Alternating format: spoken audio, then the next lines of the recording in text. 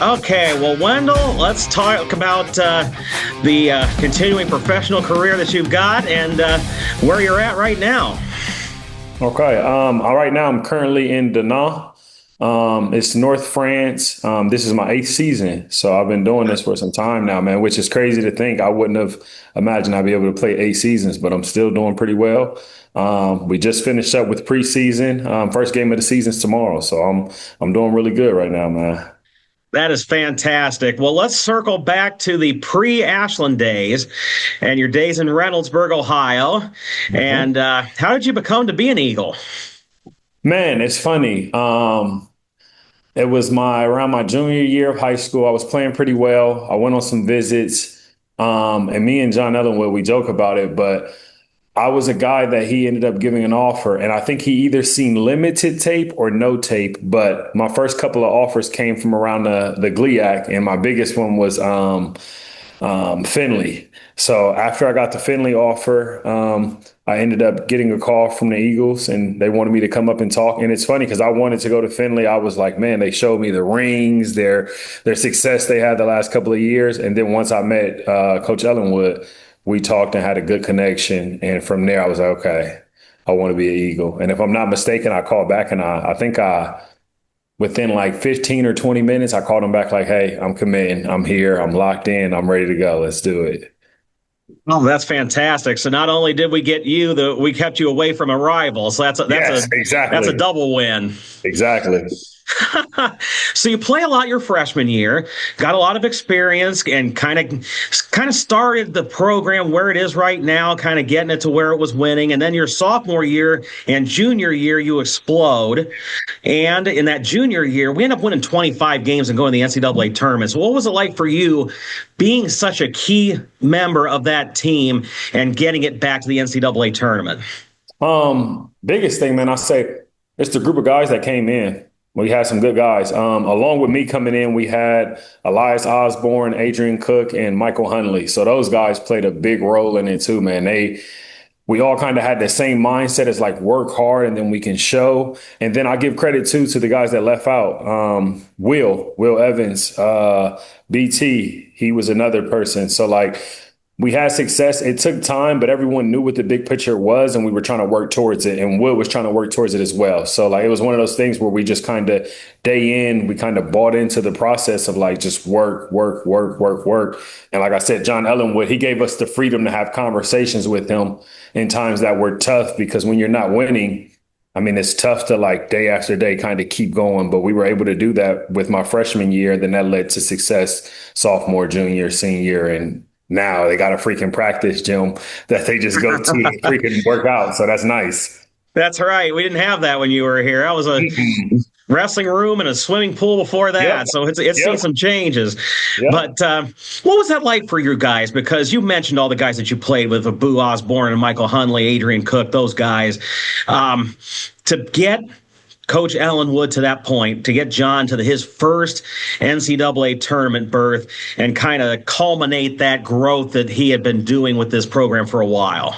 I think it meant a lot, man. And I think it just goes to show the relationships that we had. It's funny, this summer we were kind of all brought together by one of our friends, Elias. He had a wedding Yeah. and Coach Wood was there, Mike was there, Adrian, Jay. Like we had all of us there. So it was kind of nice. And I say that to say though, like we had a close knit group of guys. So like it made everything a lot easier. And with me already being friends with Adrian and Elias before, we took on Michael Hunley because he was a Detroit guy. So like we kind of all formed together with different backgrounds, but we knew our ultimate goal was like to win and become better. So like it was like I want to say it was easy in a sense. Looking back, it was definitely hard because we had our ups and downs. But like I said, John Ellenwood, he was a person that wanted to have conversations. So with that being said, he had conversations with all of us through the good, through the bad, and like that's what made us we kind of stuck together. Like we still have that group chat between me, Michael Hunley, Adrian, and Boo. We still have that group chat to this day, and this is like 10 years down the road, and we're still good friends. So it's really nice. That's really awesome. And then I remember going into that 16-17 year, you guys had won 25 games. It looked like you were on the cusp, possibly, of being a regional force. And then What happened to you? Injury, Yep. ACL injury. Yep. And that was supposed to be the year that I think we would have had a lot of success, a lot of success. But yep, injuries. Yep. Tore my ACL. And that was it was one of the most toughest things, but it also gave me perspective on the game and then seeing it from a different viewpoint. Sitting on the bench, I got to see my guys play and not being out there hurt me, but it also allowed me to watch the game from a different perspective. And I gained a lot of respect for the days that don't go well because I had a moment where I wasn't able to do it. So the days where I'm in practice and it's like, this sucks. It's like, yeah, but you're capable of doing it and you're here. So like, let's make it a good day. So it helped me in the long run a lot, a lot. So then you come back for your redshirt senior year, and the team ends up winning 20 games.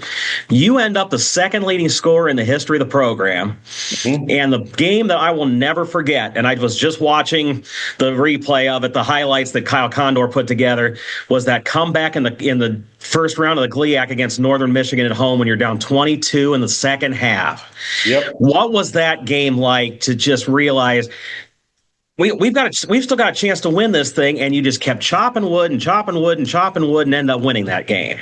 I think that goes back to, like I said earlier, man, just the consistency of like believing and then just working at it, working at it. As long as there's time on the clock, man, you know you got a chance in games, man. And you don't ever want to go out like that. But like I said, Wood having faith in me during those tough moments, especially my junior and senior year, for me, it was just like you go out and you lead by example, and then everyone else hopefully can follow. And in those games, like I always say, like when you're down 20, you just want to get something going. And then once you do, you just feed off of it. And then it just becomes like a domino effect. So that's what that was. So it was a big win for us. But winning 20 games that year it was good, man, especially for me coming back from an injury. I didn't know what I would or wouldn't be capable of doing. And I was able to have success. And that shout out to Rob too, Rob Gardner, which I Yep. can't remember where he's at right now, but he He's helped me living the a lot. D1 life right now, I think. Yeah, that's what I thought. Yep. But he helped me a lot during that. He used to tell me his favorite lines. I used to tell him,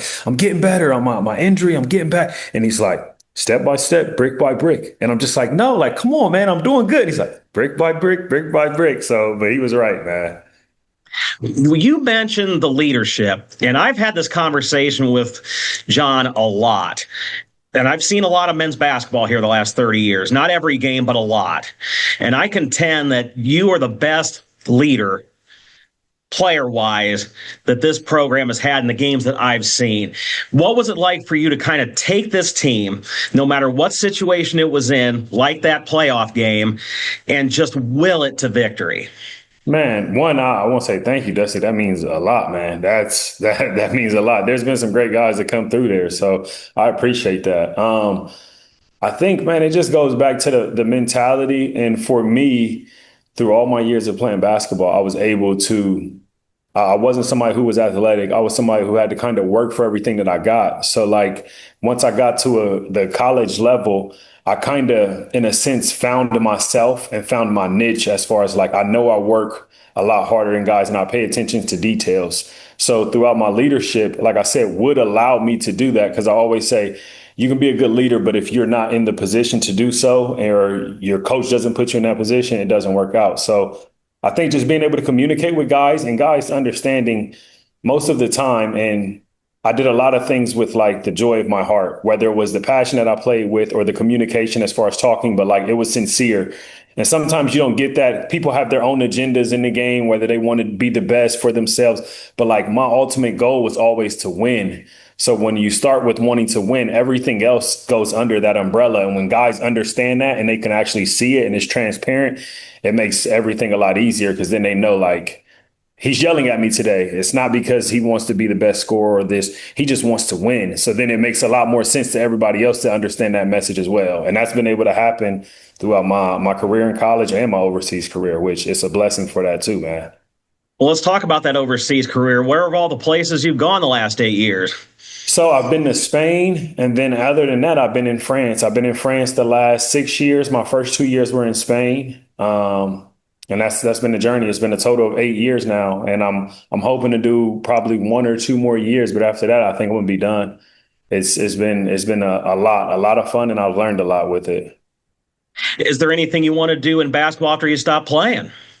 I'm not sure, man. I'm not sure. I've thought about coaching, and I joke with John Ellenwood like, "Hey, would you have a spot for me if that was to happen?" So we've talked about that, but I'm not sure, man. I still have my degree, so I would like to get back into business or sales if I could. But if there's something possible that presents itself that sounds good when I do end up finishing basketball that I could like go into as far as coaching, I definitely would be very interested in it. Yeah. Awesome. Well, all these Eagle Rewind videos, I've always finished with this question. If anybody came up to you anywhere and said, hey, my kid might want to come to Ashland University, whether it's to play basketball or not, what would your sales pitch be? South Pittsburgh is a great place, man. You get the academics, you get the sports as well. And I mean, there's a lot of success, especially if you're talking about being an athlete. Almost every sport that we got, we've been at least top 10 to top 25 in it. And I feel like throughout the years, the school has grown to embrace the sports a lot more. And then from an academic standpoint, it's one of the best places to get an education. That was the biggest thing that my mom really liked as far as me going there was the graduation rate. And it's pretty high. So like for me, that was one of the biggest things. And then outside of that, of course, basketball. But it's a great school. It's a great school. And you'll learn a lot. And the last thing, the freshman 15 is a real thing. That does happen to people. It almost happened to me because we have some good food there as well. So you get the best of both worlds with the good cafeteria and a good education system.